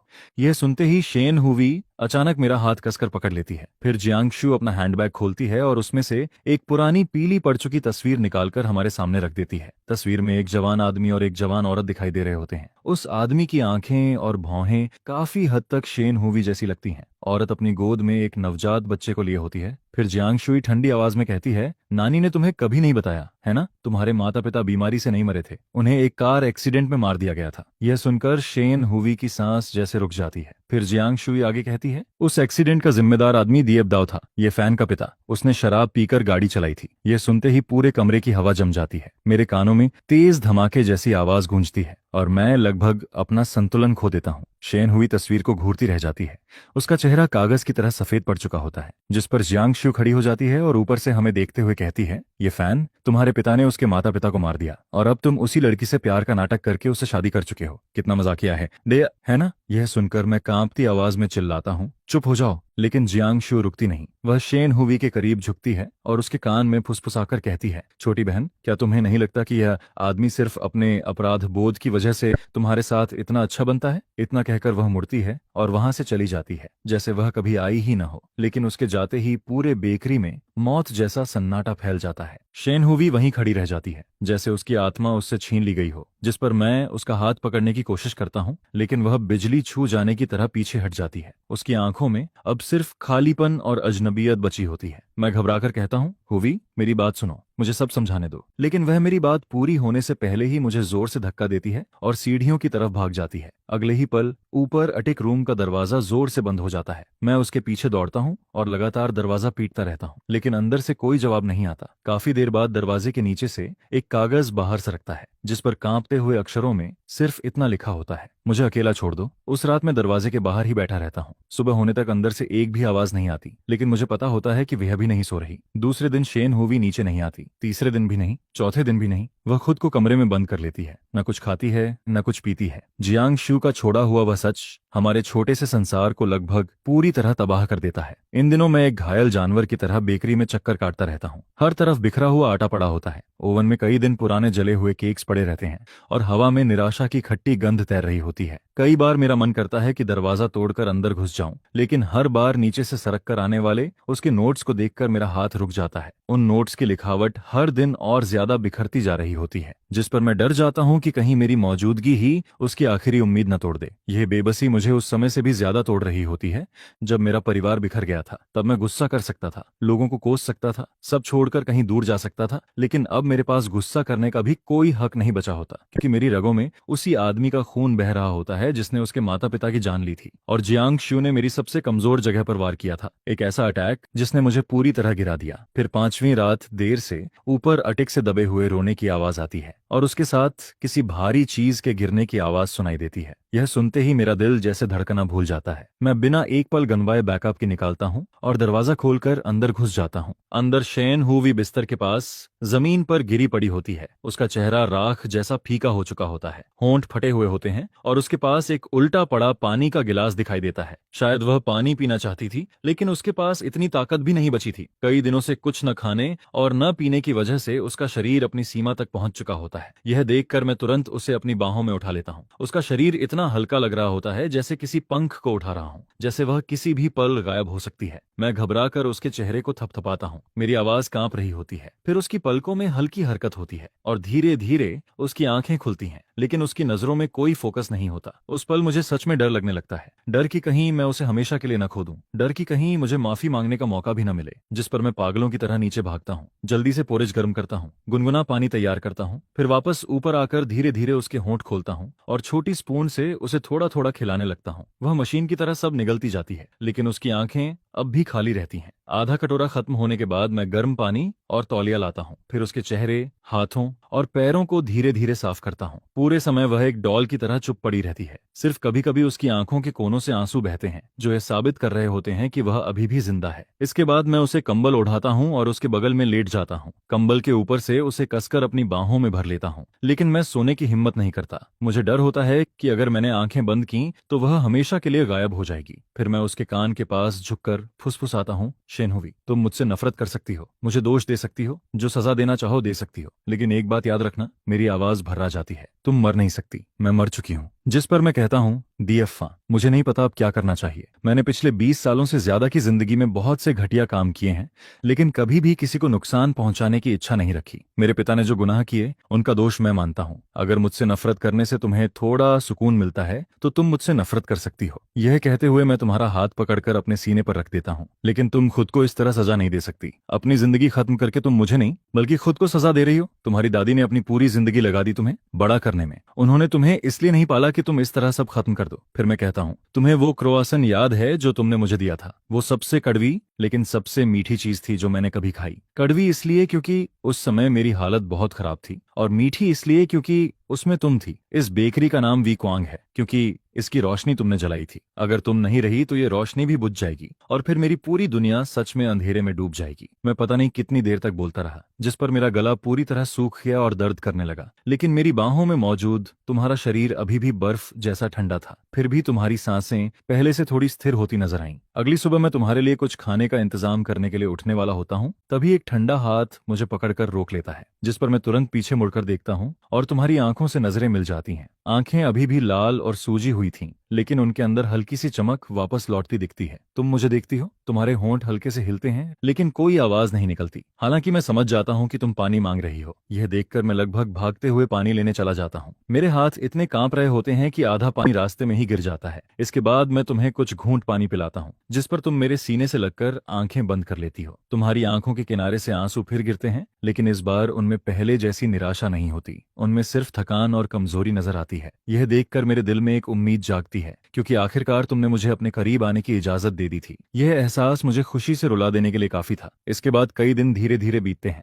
थाम हुवी का शरीर तो धीरे धीरे ठीक होने लगता है, लेकिन उसके दिल के घाव अभी भी वैसे ही बने रहते हैं। वह पहले से भी ज्यादा शांत हो जाती है, लगभग हर समय चुप रहती है। वह पहले की तरह मेरे साथ बेकरी संभालती है, लेकिन उसकी हर हरकत बहुत धीमी होती है। कई बार वह आटे की ट्रे को बस खाली नजरों से देखती रहती है। रात में भी अक्सर अचानक जाग जाती है। पूरा शरीर ठंडे पसीने से भीगा होता है, जिस पर मैं उसे अपनी बाहों में भर लेता हूँ और उसके सीने में बेकाबू धड़कते दिल को फील कर सकता हूँ। लेकिन अब वह मुझसे नोटबुक के जरिए भी बात नहीं करती। कभी कुछ कहना होता है तो सिर्फ छोटे मोटे इशारों से समझा देती है। मैं जानता हूँ कि जियांग शू के शब्द अभी भी उसके दिल में जहर की तरह धंसे हुए हैं। वही शब्द उसकी सारी उम्मीद और हमारे रिश्ते पर उसके भरोसे को धीरे धीरे खत्म कर रहे हैं। वह अनजाने में मुझसे दूरी बनाने लगती है। जब मैं उसे खाना परोसता हूँ तो वह कुछ पल के लिए रुक जाती है और फिर धीरे से खाना लेती है। रात को जब मैं उसे गले लगाकर सोना चाहता हूँ तो वह चुपचाप दूसरी तरफ मुड़ जाती है। यह दूरी किसी झगड़े से भी ज्यादा दर्द देती है। मैं समझता हूँ कि वह संघर्ष कर रही है। वह हमारे बीच की हर बात को दोबारा सोच रही है। मेरी मदद, मेरा प्रपोजल और मेरा प्यार। क्या ये सब सिर्फ देर से जागी हुई अपराध भावना थी? क्या मैं सिर्फ अपने पिता के गुनाहों का बोझ उतारने की कोशिश कर रहा था? फिर एक दिन बदलाव आता है। एक दोपहर एक बुजुर्ग महिला जो अक्सर होल व्हीट ब्रेड खरीदने आती थी, हमारे पास एक मोटा सा लिफाफा लेकर आती है। वह बताती है कि उसके बेटे ने विदेश से कुछ खास कुकीज भेजी हैं और वह हमारा धन्यवाद करना चाहती है, क्योंकि हम हमेशा उसका ख्याल रखते थे। जिस पर थाम हु भी मना नहीं कर पाती और लिफाफा स्वीकार कर लेती है। बुजुर्ग महिला मुस्कुराकर कहती है, बेटा तुम दोनों बहुत अच्छे इंसान हो। आजकल ईमानदार लोग बहुत कम मिलते हैं। तुम दोनों हमेशा साथ रहना और खुश रहना। यह कहकर वह थाम होवी का हाथ पकड़कर काफी देर तक समझाती रहती है, फिर वहां से चली जाती है। उसके जाने के बाद थाम होवी हाथ में कुकीज का डिब्बा लिए कैश काउंटर के पीछे काफी देर तक खड़ी रहती है। धूप कांच से होकर उसके झुके हुए चेहरे पर पड़ती रहती है। मैं दूर से उसे देखता हूँ और उसे परेशान नहीं करना चाहता। फिर अचानक वह मेरी तरफ चलकर आती है, डिब्बा मुझे थमा देती है और कमरे के कोने में रखे पुराने सामान वाले बॉक्स की तरफ इशारा करती है। उस बॉक्स के अंदर हमारी वेडिंग फोटोज रखी होती हैं, साथ ही वह पुरानी नोटबुक भी जिसे वह हमेशा संभाल कर रखती थी। उसी नोटबुक में वह रकम लिखी थी जो मैंने सालों पहले उसे उधार दी थी। मैं कुछ पल के लिए रुक जाता हूँ, लेकिन फिर उसका मतलब समझ जाता हूँ। मैं नोटबुक निकाल कर उसके ऊपर जमी धूल साफ करता हूँ और उसे वापस दे देता हूँ। वह आखिरी खाली पन्ने पर पहुंचती है और लिखना शुरू करती है। उसके हाथ अभी भी हल्के कांप रहे होते हैं, लेकिन शब्द बहुत साफ और गहरे होते हैं। मैंने सपने में अपने माता पिता को देखा। वे एक बहुत रोशनी वाली जगह पर मुस्कुरा रहे थे और ऐसा लग रहा था कि वे तुमसे नाराज नहीं हैं। यह लिखने के बाद वह काफी देर तक रुक जाती है। स्याही का एक छोटा धब्बा पन्ने पर फैल जाता है। फिर वह आगे लिखती है, मैं सोच रही थी कि अगर तुम मेरे साथ सिर्फ अपराध भावना की वजह से अच्छा व्यवहार करते हो तो जब मैंने ब्रेड चुराई थी तब तुम्हारी आंखों में दया क्यों नहीं थी? वहां सिर्फ झुंझलाहट थी। तुमने बस एक फोन कॉल किया था, जैसे कोई छोटी सी परेशानी सुलझा रहे हो। और जब मैंने तुमसे शादी के लिए हाँ कहा था तब तुम इतने देर तक चुप क्यों रह गए थे? उसके बाद तुम्हारे कान लाल क्यों हो गए थे? यह लिखकर वह सिर उठाती है। उसकी आंखें आंसुओं से भरी होती हैं, उनमें उलझन भी होती है और उम्मीद भी। वह मुझसे सवाल नहीं कर रही थी, वह सिर्फ एक जवाब चाहती थी, ऐसा जवाब जो उसे इस डरावने सपने से बाहर निकाल सके। मैं उसे देखता हूँ और ऐसा फील करता हूँ जैसे किसी ने मेरे दिल को धीरे से पकड़ लिया हो। फिर मैं उसकी नोटबुक लेकर उसके लिखे शब्दों के नीचे जवाब लिखता हूँ, थम हुवी, मैं कोई अच्छा इंसान नहीं हूँ। जब मैंने तुम्हारी मदद की थी तब मैंने ज्यादा कुछ नहीं सोचा था। शायद उस दिन मेरा मूड अच्छा था, शायद मैं और परेशानी नहीं चाहता था। और जब मैंने तुमसे शादी की तब भी मुझे नहीं पता था कि वह प्यार था या नहीं, लेकिन एक बात मैं जानता था, तुम्हारे साथ रहते हुए मुझे हमेशा सुकून मिलता था। और अब मैं पूरी तरह समझ चुका हूँ, मैं तुम्हें रोते हुए नहीं देख सकता, मैं किसी को तुम्हें परेशान करते हुए नहीं देख सकता। जब तुम दुखी होती हो तो मुझे लगता है काश मैं तुम्हारी जगह दर्द सह सकता। इसका मेरे पिता से कोई संबंध नहीं है, इसका सिर्फ इतना संबंध है कि तुम थाम हुवी हो। अगर मुझे किसी बात का पछतावा है तो सिर्फ इस बात का कि मैं तुमसे पहले नहीं मिला, ताकि तुम्हें इतनी तकलीफें न झेलनी पड़ती। और मुझे इस बात का भी पछतावा है कि मैं तुम्हारी सही तरह रक्षा नहीं कर पाया, जिसकी वजह से तुम्हें मेरी वजह से एक बार फिर दर्द सहना पड़ा। मैं पेन वापस उसे दे देता हूँ। वह मेरे लिखे शब्दों को पढ़ती है और फिर उसके आंसू पहले से भी ज्यादा तेजी से बहने लगते हैं। जिसके बाद वह पेन उठाती है और मेरे लिखे शब्दों के नीचे सिर्फ 3 शब्द लिख देती है। फिर वह पेन नीचे रखती है और पहली बार खुद आगे बढ़कर मेरी उंगलियां पकड़ लेती है। उसकी उंगलियां पहले की तरह ठंडी थीं, लेकिन उनकी पकड़ मजबूत थी और वही पकड़ मेरे दिल के सारे अंधेरे को एक पल में दूर कर देती है। उस रात पहली बार ऐसा होता है कि वह सोते समय मुझसे मुंह नहीं मोड़ती, बल्कि वह मेरी बाहों में सिमट जाती है, जैसे कोई छोटा पक्षी आखिरकार अपना घोंसला ढूंढ लेता है। और फिर उसकी सांसें धीरे धीरे शांत और गहरी होती जाती हैं। मैं उसकी सांसों की आवाज सुनता रहता हूँ और फील करता हूँ कि यही दुनिया की सबसे खूबसूरत धुन है। हम दोनों जानते थे कि घाव अभी भी वहीं मौजूद है और शायद हमेशा रहेगा, लेकिन कम से कम इतने उतार चढ़ाव के बाद हमारे बीच का रिश्ता पहले से भी ज्यादा मजबूत होता जा रहा था। कुछ दिनों बाद हमने इस शहर को छोड़ने का फैसला किया। ये फैसला पूरी तरह जियांग शू के खतरे की वजह से नहीं था, बल्कि इसलिए था क्योंकि हम एक नई जगह पर नई शुरुआत करना चाहते थे। ऐसी जगह जहां अतीत की परछाइयां हमारा पीछा न करें, जिस पर थाम हुवी ने बिना किसी हिचकिचाहट के हामी भर दी, क्योंकि उसके लिए जहां मैं था वहीं उसका घर था। इसके बाद हम वीक्वांग बेकरी बेच देते हैं, सामान पैक करना शुरू कर देते हैं और दक्षिण की तरफ शिफ्ट होने की तैयारी करने लगते हैं। जब पड़ोसियों को पता चलता है कि हम जा रहे हैं तो वे एक एक करके हमें विदा करने आते हैं। कोई खाने पीने का सामान देता है तो कोई लोकल स्पेशलिटी। एक आंटी थाम हुवी का हाथ पकड़कर रोते हुए कहती हैं, बेटी, अगर भविष्य में कभी कोई तुम्हें दुख पहुंचाए तो वापस यहाँ आ जाना, मैं तुम्हारे लिए खड़ी रहूंगी। जिस पर थाम हुवी लाल आंखों से सिर हिलाती है और अभी अभी बेक किए गए कुकीज का एक पैकेट उनके हाथ में थमा देती है। जाने से एक रात पहले हम घर का आखिरी सामान समेट रहे होते हैं, तभी थाम हुवी अलमारी के सबसे नीचे से एक लोहे का डिब्बा निकालती है। उसके अंदर उसकी दादी की कुछ निशानियां रखी होती हैं, कुछ पुरानी फोटोज और वह कागज भी जिस पर मैंने सालों पहले उसके लिए एक वादा लिखा था। कागज पीला पड़ चुका था, लेकिन उस पर लिखे शब्द अभी भी साफ दिखाई दे रहे थे। अगर भविष्य में कभी मेरी हालत खराब हो जाए और मुझे सड़क पर भीख मांगनी पड़े तो बस मुझे एक कटोरी खाना खिला देना। थाम हुवी उस कागज को देखती है और अचानक मुस्कुराने लगती है, लेकिन मुस्कुराते मुस्कुराते उसकी आंखों से आंसू भी गिरने लगते हैं। फिर वह पेन उठाती है और कागज के पीछे कुछ शब्द लिखकर मुझे पकड़ा देती है, इस जिंदगी में मेरी हर कटोरी खाना हमेशा आधा तुम्हारा रहेगा। यह पढ़ते ही मेरी आंखें भी नम हो जाती हैं, जिस पर मैं उसे अपनी बाहों में भर लेता हूँ और कहता हूँ, ठीक है, यह वादा पक्का रहा। जब ट्रेन चलना शुरू करती है तब यह शहर जिसमें हमारी खुशियां और दर्द दोनों बसे हुए थे, धीरे धीरे खिड़की के बाहर पीछे छूटता जाता है। थम हुवी मेरा कंधा पकड़कर सो जाती है। उसका हाथ अब भी मेरे कपड़ों को मजबूती से पकड़े रहता है। खिड़की से आती धूप उसके चेहरे पर पड़ती है और वह बेहद शांत और सुकून भरी लगती है, जिस पर मैं झुककर उसके बालों को हल्के से चूम लेता हूँ। भविष्य में क्या होगा यह मुझे नहीं पता था, लेकिन इतना जरूर जानता था कि जब तक वह मेरे साथ है तब तक हर जगह मेरा घर है। आखिरकार हम एक छोटे से समुद्री शहर में बस जाते हैं। पुरानी बेकरी बेचकर मिल पैसों से हम एक छोटी सी डेजर्ट शॉप खोलते हैं जिसका नाम रखते हैं बंगवान थोई क्वांग। थम हॉवी बसे थम ह्यूवी बेकिंग संभालती है और मैं कस्टमर्स को हैंडल करता हूँ। हमारी जिंदगी भले ही साधारण थी लेकिन उसमें सुकून था। धीरे धीरे थम हुवी अंधेरे से बाहर निकलने लगती है। उसके चेहरे पर मुस्कान वापस लौटने लगती है। हालांकि कभी कभी देर रात वह अब भी बुरे सपनों से घबराकर जाग जाती है, लेकिन जिस पर मैं तुरंत उसे अपनी बाहों में भर लेता हूँ और उसकी पीठ थपथपाता रहता हूँ जब तक कि वह दोबारा चैन से सो नहीं जाती।